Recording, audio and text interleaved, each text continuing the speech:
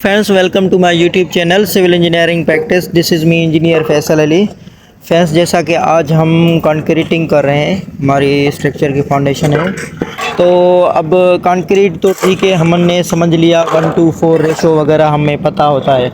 लेकिन फ्रेंड्स आज मैं आपको बताऊंगा कि ये जो क्रश है इसको क्या कहते हैं, ये जो सैंड है, हिल सैंड है, इसको क्या कहते हैं, और इसकी फ्रेंड्स डायमेंशंस मतलब इसकी साइज़ कितनी होती है। तो फ्रेंड्स जैसा कि इसको कोर्स एग्रीगेट्स कहते हैं, इसको फाइन एग्रीगेट्स कहते हैं। ठीक है फ्रेंड्स, सीमेंट के ऊपर मैं बाद में आता हूँ। तो फ्रेंड्स सबसे पहले मैं आता हूँ कोर्स एग्रीगेट पे।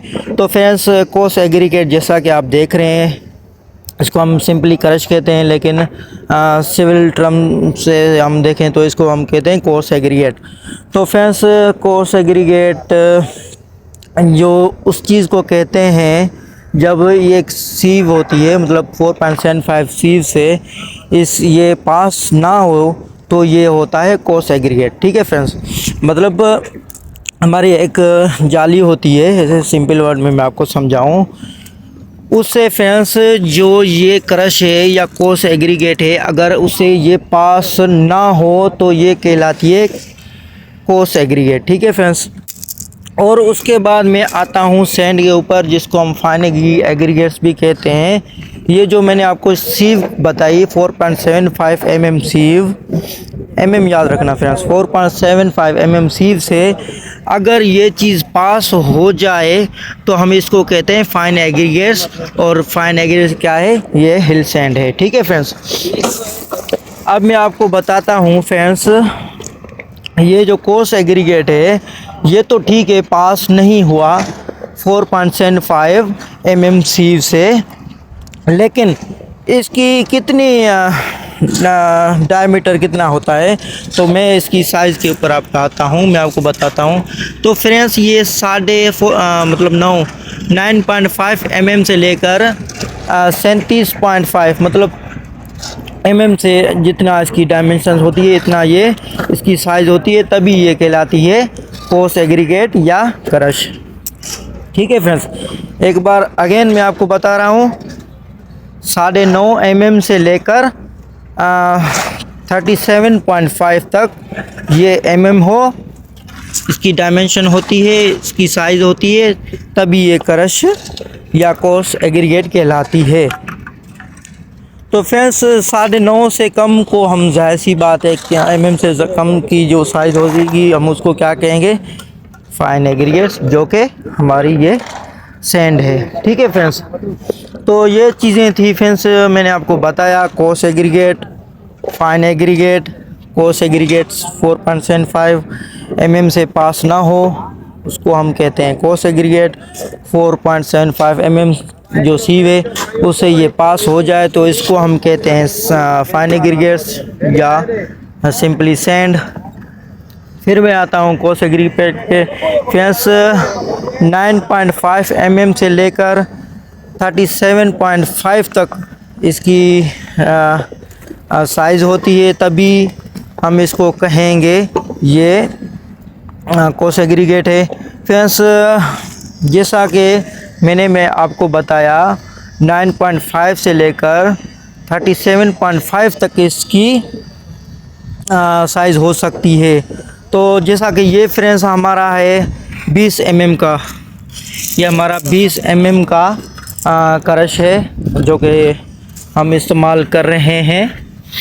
तो फ्रेंड्स अब मैं आपको बताता हूँ कि जैसा कि हम कंक्रीटिंग का आज कर रहे हैं, तो फ्रेंड्स कंक्रीटिंग के लिए हमारा जो स्टैंडर्ड होता है वो होता है 1:4 रेशो। मतलब 1 जो हमारी होती है सीमेंट होती है, 2 जो हमारा होता है सैंड, एंड 4 हमारा क्या होता है? क्रश होता है। तो फ्रेंड्स आपकी मर्ज़ी, आप ये डिपेंड करता है कि आपने कौन सा स्केल का इंतखाब किया है। जैसा कि ये चीज़ हमारे पास एक तगारी है, अगर हम एक ये लेंगे मतलब 1 और 2 इसकी सैंड की भरेंगे और 4 जो है क्रश इसकी भरेंगे, तभी हमारा ये कहलाएगा 1:4 रेशो। अगर आपके पास कोई और स्केल है, इससे बड़ी चीज़ है या इससे छोटी चीज़ है, कोई भी आप स्केल ले लें, 1:4 वही रहेगा जो कि मैं आपको बता रहा हूँ। फ्रेंड्स एक और चीज़ मैं आपको बताता चलूँ कि जब हम रेशो बनाते हैं तो क्या होता है, हमारा जो ध्यान होता है 1:4 रेशो पे होता है, 1:4 रेशो पे होता है। लेकिन इसमें एक मसला आता है वर्कबिलिटी का। तो क्या होता है फ्रेंड्स, जैसा कि मैंने आपको बताया, क्रश जो होती है वो जो आप सामने देख रहे हैं, क्रश की जो साइज़ है वो मैटर करती है फ्रेंड्स। 1:4 का ये मतलब नहीं होता कि आप जितना भी बड़ा पत्थर डाल लो और 1:4 ही रेशो चलेगा। इस तरह से फ्रेंड्स काम नहीं चलता। मैं साइट पे काम चलाता हूँ, मेरा रोज़ का ये काम होता है। तो फ्रेंड्स जितना आपका क्रश मतलब पत्थर ये वो क्रश है, जितना ये बड़ा होगा इतना हमारा रेशो ख़राब होगा, 1:4 काम नहीं करेगा। तो इस वजह से फ्रेंड्स हम क्या करते हैं, कोशिश करते हैं कि रेशो को जो है ना मेंटेन किया जाए।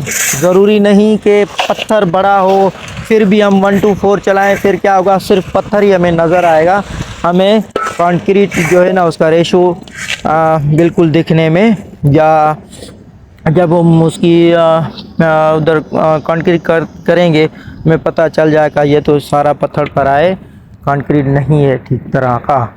तो क्या करते हैं फ्रेंड्स, इसका सॉल्यूशन ये होता है कि हम ये जो सैंड है इसकी क्वांटिटी बढ़ाते हैं या इक्वल करते हैं। मतलब जैसे 1:4 है, 4 ये लगाया तो 4 ये लगाएंगे, मतलब क्या, सैंड। फर्ज करो हमारा 1:4 रेशो है, हमारा ये काम चल रहा है, ठीक है फ्रेंड्स। तो हमने 4 तो ठीक है क्रश उठाया हुआ है, लेकिन जो सैंड है हमने 2 उठानी है। पर क्या है कि ये जो हमारा क्रश है ये इसकी साइज़ बड़ी है, तो हम क्या करेंगे, इसको भी 4 करेंगे, मतलब 1:4 करेंगे, तभी हमारा रेशो सेट होगा।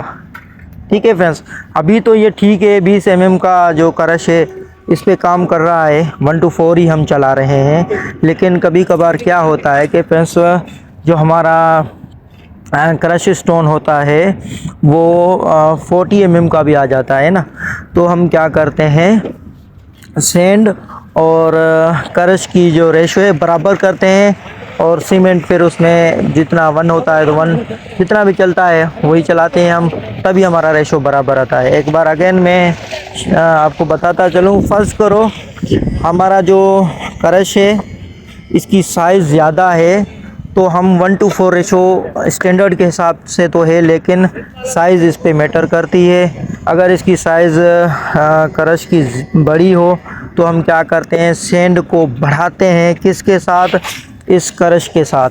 जितनी क्रश करोगे उतनी सैंड करोगे, तभी आपका रेशो जो है वो अच्छा आएगा, ठीक आएगा। अगर नहीं करोगे तो सिर्फ कंक्रीट में क्रश पत्थर ही नज़र आएंगे और सैंड और सीमेंट नज़र नहीं आएगी। तो फ्रेंड्स इस तरह का मैं आपको, ये मेरा पैक, तो फ्रेंड्स इस तरह से काम चलेगा, हमारी वर्कबिलिटी अच्छी आएगी। अगर आपका क्रश की जो है ना साइज़ ज़्यादा है और तो फिर आपने 1:4 रेशो प्रैक्टिकली नहीं चलेगा। इससे क्या होगा, अगर क्रश की जो साइज़ है मोटा है पत्थर, तो उससे क्या होगा कि हमारी जो रेशो है, हमारी वर्कबिलिटी कंक्रीट की अच्छी नहीं आएगी। तो आपका इसका सॉल्यूशन क्या है, आपने या तो क्रश को पत्थर को कम करना है या उसके बराबर सैंड को बढ़ाना है और सीमेंट जो उसका स्टैंडर्ड के हिसाब से उसमें ऐड करें। ठीक है फ्रेंड्स, अगेन मैं एक बार आपको एग्जांपल करके बताता हूँ। फर्ज करो हमारा 1:4 यहाँ पे रेशो चल रहा है, ठीक है फ्रेंड्स। तो 1 तो सीमेंट हो गया, 2 हमारी सैंड है, 4 हमारा क्रश है। लेकिन अगर आपके पास क्रश की जो डायमेंशन है, क्रश की साइज़ बड़ी हो, तो आपने क्या करना है, सैंड को बढ़ाना है। 4 वो किया है तो 4 ये कर दें, 1 सीमेंट ठीक रहेगा। ठीक है फ्रेंड्स, इसी तरह से ही आप वर्केबिलिटी कंक्रीट की अच्छी बना सकते हैं। अगर आप 1:4 रेशो के हिसाब से चलेंगे और आपकी क्रश की मीटर साइज़ जो है ना मीटर लाजमी करती है, तो इस चीज़ का ख्याल करें। ऐसा ना हर चीज़ में 1:4 नहीं चलता फ्रेंड्स, साइज़ ऑफ क्रश जो है ना मैटर करता है। अगर 20 mm है और उससे कम है तो ठीक है, 1 to 4 भी चल जाएगा। लेकिन इससे अगर आपकी क्रश जो है उसकी साइज़ ज़्यादा है तो आपने सैंड को बढ़ाना होगा, तभी वर्टिबिलिटी ठीक होगी। या आपने क्या करना है फ्रेंड्स, एक बार जो है ना एक एग्जाम्पल करके एक रेशो सेट करना है पहले, उसके बाद ही सारे उसके मल्टीपल रेशो चलाने हैं। तो इस तरह से फ्रेंड्स आपने इस चीज़ का ख्याल रखना है। और फ्रेंड्स जैसा कि हमने ये इसकी कल कंक्रीटिंग की थी यहाँ पे, तो एक और चीज़ में मैं आपको बता दूं कि कंक्रीटिंग के बाद फ्रेंड्स आपने इसकी क्यूरिंग लाजमी करनी है। फ्रेंड्स क्यूरिंग का मैं आपको सिंपल एग्जांपल बताऊं। क्यूरिंग ऐसे समझो फ्रेंड्स, इस कंक्रीट के लिए ऑक्सीजन का काम करती है।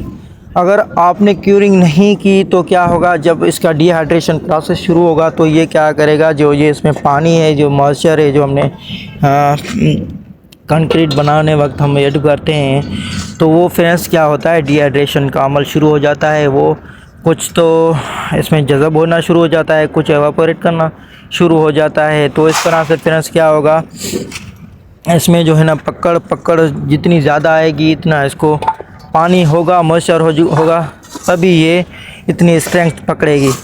अगर फ्रेंड्स हम पानी इसमें नहीं ऐड करेंगे तो क्या होगा फ्रेंड्स, ये जगह जगह से क्रैक हो जाएगा, इसमें दरारें आने शुरू हो जाएंगी। तभी फ्रेंड्स मैं कहता हूँ क्यूरिंग बहुत ही लाजमी है। दिन में 3 बार मिनिमम जो आपने क्यूरिंग करनी है कंक्रीटिंग के बाद। ज़रूरी नहीं कंक्रीटिंग हो, आप प्लास्टर का काम है या आपकी चुनाई का ब्रिक मशीनरी का काम है, वहाँ भी आपने क्यूरिंग लाजमी करनी है दिन में 3 बार मिनिमम। मैं आपको बता रहा हूँ, मैक्सिमम आप कितने बार भी कर सकते हैं। ठीक है फ्रेंड्स, तो इस तरह से फ्रेंड्स आज का मेरा वीडियो कुछ ड्यूरेशन ज़्यादा है, लेकिन आपको मैंने कोशिश की है कि आपको मालूमात अच्छी दे सकूं।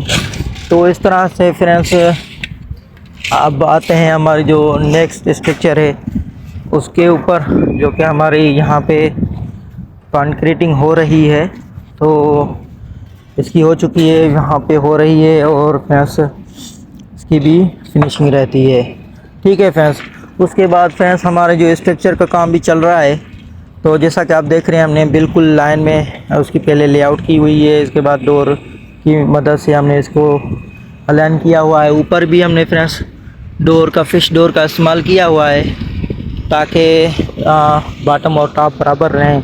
और जो यहाँ पे आप स्ट्रक्चर देख रहे हैं उसी की लाइन में ये सारी छोटी स्ट्रक्चर भी उसकी लाइन में चली जाएंगी। ये फ्रेंड्स एक्चुअली ये फ्रेंड्स शेड हैं, जो कि रेस्ट शेड हैं फॉर हमारे जो व्हीकल्स के ड्राइवर हजरात होते हैं उनके लिए, उनके बैठने के लिए हमने प्रोग्राम ये रखा था। तो इस तरह से फ्रेंड्स हमारा ये काम यहाँ पे चल रहा है।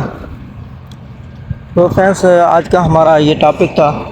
एक और चीज़ फ्रेंड्स मैं आपको बताता चलूँ कि ये जो मिक्सचर मशीन होती है फ्रेंड्स, एक तो हैंड मिक्सचर मशीन होती है और दूसरी जो है ना इलेक्ट्रिकल फेल है फ्रेंड्स, मिक्सचर मशीन होती है जो कि मोटर की मदद से चलती है। तो फ्रेंड्स रेशो जो ज़्यादातर अच्छा आता है, तो ज़ाहिर सी बात है ये इसमें ज़्यादा रोटेशन होती है, ज़्यादा चक्कर लगते हैं, रेशो बहुत अच्छा चल जाता है। ठीक है फ्रेंड्स, उसके बाद फ्रेंड्स हैंड लेवल की भी रेशो अच्छा आता है, लेकिन अगर जो ऑपरेटर है वो इसको ठीक तरह से घुमाए। ऐसा नहीं है कि आपने जस्ट 1-2 राउंड लगा के इसको निकाल लिया कंक्रीट को, ऐसा ना करें। अगर आपके पास मिक्सर मशीन बिजली वाली है तो वेल एंड गुड है। ठीक है फ्रेंड्स, या इंजन वाली है तो वेल एंड गुड है। अगर मजबूरी है नहीं है तो आपने अगर हैंड मिक्सर मशीन का इस्तेमाल कर रहे हो तो इसकी जो फ्रेंड्स इसको घुमाना लाजमी है जब तक आपका रेशो अच्छी तरह से मिक्स ना हो जाए। तो फ्रेंड्स जैसा कि ये फाउंडेशन का काम है, ये छोटा काम है, तो हमने लेबर भी इतनी बढ़ा के रखी है ताकि इनको तकलीफ़ ना आए। 2-2 बंदे रखे हुए हैं ऑपरेट इसकी चलाने के लिए, ताकि एक थक जाए तो दूसरा लाजमी इसको घुमाए और हमारा रेशो बिल्कुल परफेक्ट आ जाए। तो इस तरह से फ्रेंड्स हमारा काम चलता है। और फ्रेंड्स ये था आज का हमारा टॉपिक, क्रश स्टोन,